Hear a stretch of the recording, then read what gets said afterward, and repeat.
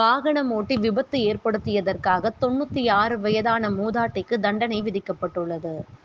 June mills கடந்த ஆண்டு August மாதம் பாம்பேயில் வேகமாக கார் ஓட்டி 76 வயது மதிக்கத்தக்க பிரெண்டா ஜாய்ஸை இடித்ததால் சம்பவ இடத்திலேயே தவறினார்.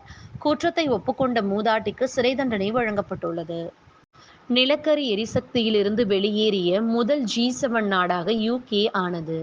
1882ஆம் ஆண்டு முதல் மின்சாரம் தயாரிப்பதற்காக நிலக்கரியை எரித்து வருகிறது. நாட்டிங்ஹாம்ஷியரில் உள்ள யூனியர் நிறுவனத்திற்கு சொந்தமான ராட்கிளிப் ஆன்சோர் மின் நிலையம் மூடப்பட்டது. நிலக்கரி எரிப்பு சூரிய மற்றும் கடல் காற்று மண்டலத்தின் பசுமையை இழப்பதால் அதன் பயன்பாட்டை நிறுத்தும் முதல் G7 நாடு UK என்ற பெருமையை பெற்றது. 100 ஆண்டுகளுக்கு பிறகு உற்பத்தியை நிறுத்தும் இங்கிலாந்தின் மிகப்பெரிய ஸ்டீல் ஒர்க்ஸ்.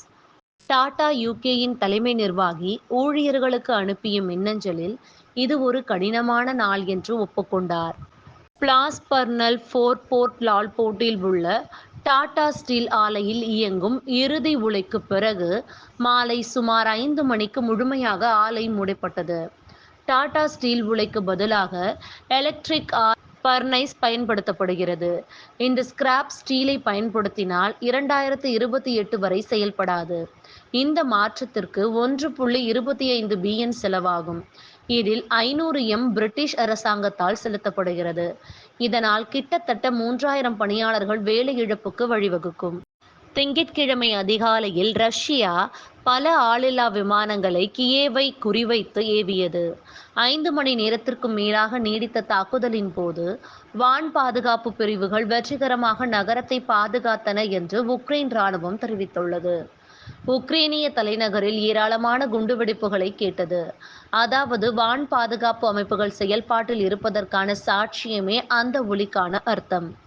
கெய்வில் ரஷ்யா ஏவப்பட்ட அனைத்து ஆளில்லா விமானங்களும் பாதுகாப்பு அமைப்புகளால் அழிக்கப்பட்டன என்று கீவின் இராணுவ நிர்வாகத்தின் தலைவர் செரி பாப்கோ தெரிவித்தார். ஆஸ்திரியாவின் சுதந்திர கட்சி தேர்தலில் வெற்றி பெற்றதை அடுத்து ஒரு புதிய சகாப்தத்திற்கான கதவை திறந்துள்ளதாக அதன் தலைவர் ஹெர்பர்ட் கிக்கிள் கூறினார். கிக்கிளின் கட்சி தற்காலிக முடிவுகளின்படி 29.2% வாக்குகளை பெற்றது. பழமைவாத மக்கள் கட்சி 26.5% விட கிட்டத்தட்ட 3 புள்ளிகள் முன்னிலையில் உள்ளது. ஆனால் பெரும்பான்மைக்கு மிக குறைவு. FPO முன்பு கூட்டணியில் இருந்தது. ஆனால் 2வது இடத்தில் இருந்த OVP கிக்கிள் தலைமையிலான அரசாங்கத்தில் பங்கேற்க மறுத்துவிட்டது. OVPயின் தற்போதைய அதிபர் கார்ல் நெஹாமர் சதி கோட்பாடுகளை மதிக்கும் ஒருவருடன் அரசாங்கத்தை அமைப்பது சாத்தியமற்றது என்று கூறியுள்ளார்.